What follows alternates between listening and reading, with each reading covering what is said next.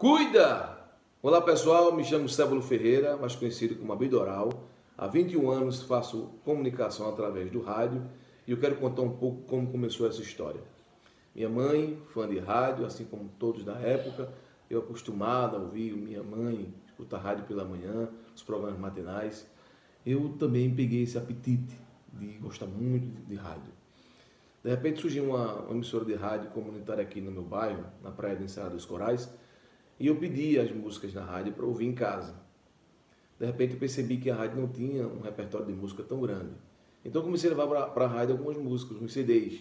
De Del Street, Bon Jovi, U2, Legião Urbana, Engenheiro do Havaí, Luiz Gonzaga, Caetano Veloso. O que eu tinha em casa, sempre tive boas músicas para ouvir na casa e levava para a rádio para depois pedir. Interessante era essa forma de ouvir, de levar música para a rádio para pedir depois e assim. Era como se fosse um hobby para mim. E mesmo assim não era a minha aptidão de fazer rádio. Eu fazia aquilo por gostar de ouvir rádio, não em querer ser um comunicador do rádio. Mas a vida vai levando você. Antes de entrar em comunicação, eu tive algumas frustrações, né? Meu pai e minha irmã são contadores, contabilistas, e eu sempre fui office boy da família. Sempre fazia os pedidos dele como office boy. De repente, vi que não era muito minha praia, apesar de fazer tudo que era pedido com excelência. Enveredei pelo esporte, pelo surf, pelo futebol. Percebi também que não era minha praia, apesar de ser um surfista, né? Mas vi que ia demorar muito para partir do amador para profissional. Eu estava apenas começando, mas queria algo para ser para mim. E percebi que nem o futebol, nem o surf era realmente o que eu queria para mim. Mais como um hobby, como lazer. E aí eu tenho isso meio como uma frustração. E eu indo no ensino médio, surgiu a rádio e comecei, né, meio que por acaso, a visitar também a rádio. Foi quando eu fiz uma fita, não um piloto para apresentar a rádio, mas eu fazia em casa novelas de rádio.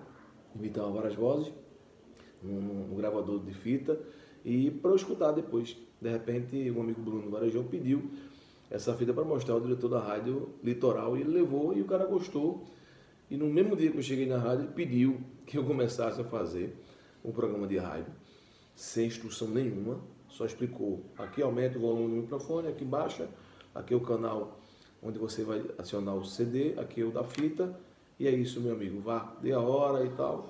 E eu fiquei fazendo, a partir daí, meio que enrolado ainda, é claro, você tem uma noção técnica, mas ao longo do tempo percebendo que aquilo era o meu hobby, porque ali eu podia expressar o que pensava, consequentemente tocar as músicas que eu gostava e falar com as pessoas, né? E dar a alegria que eu sentia às pessoas que me ouviam.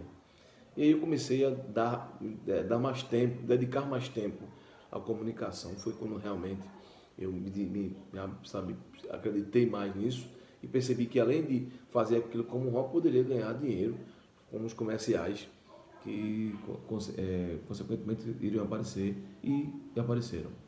A partir daí, vi que o rádio também não era só, o leque era bem maior, né? E aí eu até falo sobre uma palestra que eu dou, chama-se Elo de Continuidade. E aí esse elo de continuidade surge a partir do momento que você teve uma influência do rádio lá atrás com a minha mãe e eu depois enveredei, né, na comunicação. Apesar de ter algumas frustrações nesse aspecto, tanto na parte esportiva quanto na parte profissional do início, o rádio foi o meu alento e aí eu me dediquei todas as forças para poder ser um baita de um radialista. No início foram muitas dificuldades, né? De locomoção, sabe, de pensar em parar, porque não ganhava nada, mas eu percebi que era a minha praia e eu comecei de fato a ver outros horizontes. Quando eu também abracei ainda mais aquele que já estava em mim, estava insípido dentro de mim, que é a cultura nordestina, já que eu sempre escrevi cordéis, escrevia também músicas e a viola, o aboio, a toada, o forró, essa essência estava dentro de mim, foi só aflorar através da comunicação. E o rádio me deu muitas alegrias, né? Até hoje vem dando essas alegrias. Eu quando percebi que a comunicação podia abrir outros horizontes, eu comecei a fazer outras coisas, como além do programa de rádio, fiz um evento semanal por nome Forró do Abidoral, que deu muito certo. Toda sexta-feira, encontro marcado em um clube da cidade para as pessoas dançarem o forró e, consequentemente, eu ganhar dinheiro com isso. Mais na frente, criei a Caravana do Abidoral, onde aquele grupo que se apresentava no forró, eu também vendia os shows para outras cidades, outros estados, e comecei a ser um produtor de eventos a partir desse momento. E tudo isso precisou de muita criatividade, porque não tinha ideia de como fazer, apenas criei coragem e fiz, enveredei nessa linha e criou uma marca, que é a marca que leva o nome do personagem que eu criei, a marca Abidoral, que na região onde eu atuo tem um respeito considerável.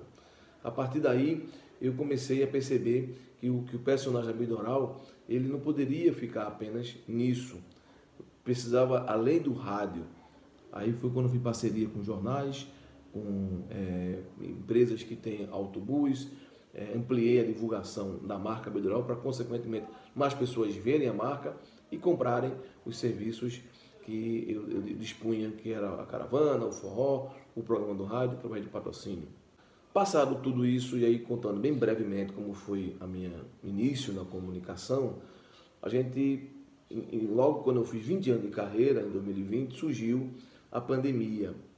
Mas antes de começar a pandemia, eu tinha chegado de viagem, porque eu fui convidado a participar dos maiores festivais de forró do mundo, que é o Psyu Forró Festival, que acontece em Berlim, na Alemanha, onde também aumentei meu network, conheci mais pessoas, abri outras portas para poder levar o produto Abidoral. E quando eu chego no Brasil, é a pandemia que me encontra, e aí eu começo a pensar na frente, meu Deus, o que eu faço agora? Essa pandemia vem, ninguém sabe se é um mês, se é uma gripezinha, se não é, e ninguém sabia de fato o que iria acontecer de março para frente do ano passado. Foi quando eu em casa, na quarentena, 3 meses isolado 100%, não saí para nada literalmente, percebi que eu não poderia ficar ali, naquele marasmo, naquela prisão domiciliar, então eu comecei a entrar nas redes sociais. Apesar da intimidade que eu já vinha tendo com as redes sociais, mas foi justamente na pandemia que eu obtive um aumento de 700% de inscritos no meu canal do YouTube. Foi quando aumentei, dobrei o número de seguidores no Instagram.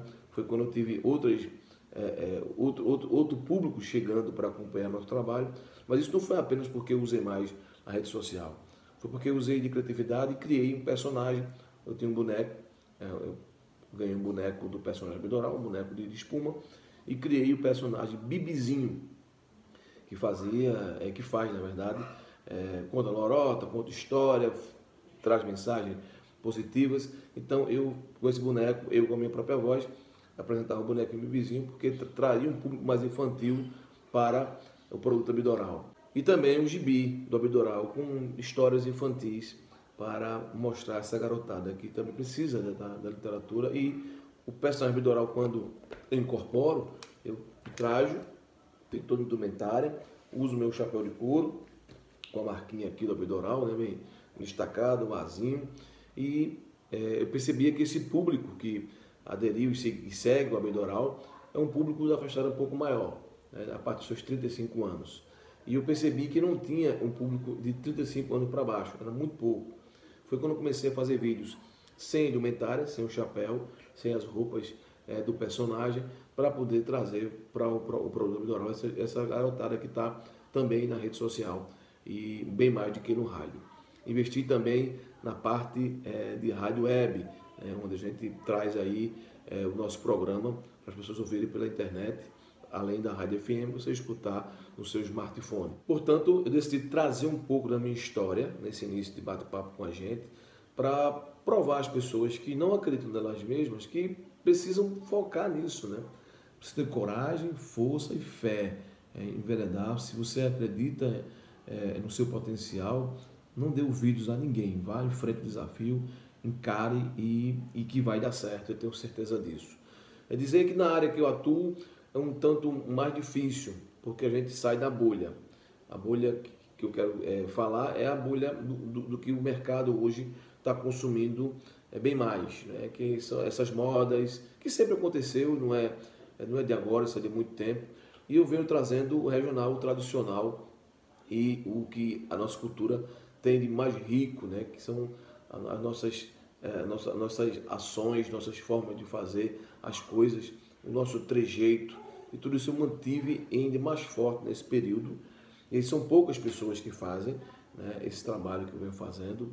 Quando eu falo poucas, comparada a essa grande bolha que acontece, com músicas que surgem de hora para outra e vem. E aí eu trago o elo de continuidade, quando a gente fala de Luiz Gonzaga, do que ele fez para poder chegar a ser rei de Baião.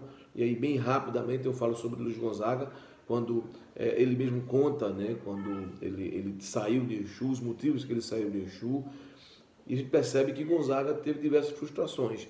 Gonzaga, se hoje o preconceito é grande, na época de Gonzaga, Maria, era muito maior. E Gonzaga sofreu preconceito por ser pobre, por ser negro, filho de agricultor. Gonzaga teve frustrações, tanto na parte educacional, quando ele começou a estudar, aprender um pouco a ler. Ele sofreu porque quando ele estava cursando essas aulinhas lá, que um soldado estava dando no prato, ele deixou de ter as aulas porque o soldado teve que se mudar, né, sair daquela região. Gonzaga também frustrou quando teve o seu primeiro ato, a sua primeira relação sexual. Ele pegou uma doença venérea.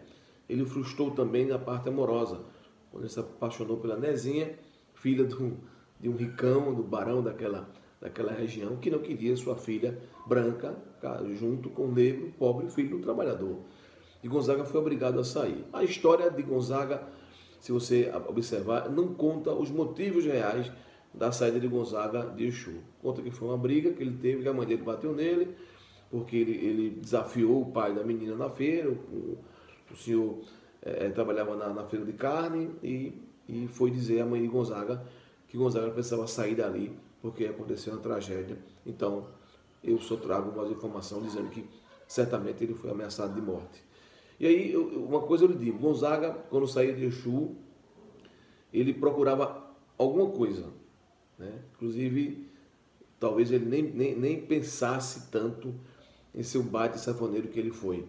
Ele queria sair dali e assim fez. Vendeu até a sanfona, quando foi para o Crato, depois ele foi a Fortaleza, se alistou no exército, né? E quando chegou lá, ele viu a bandinha prestava no sanfoneiro, ele disse que eu vou enveredar pela sanfona, mas quando o maestro perguntou se ele sabia as notas musicais, ele não sabia e ficou sendo corneteiro. Mais na frente, Gonzaga, já em Minas Gerais, comprou uma sanfona pela revista.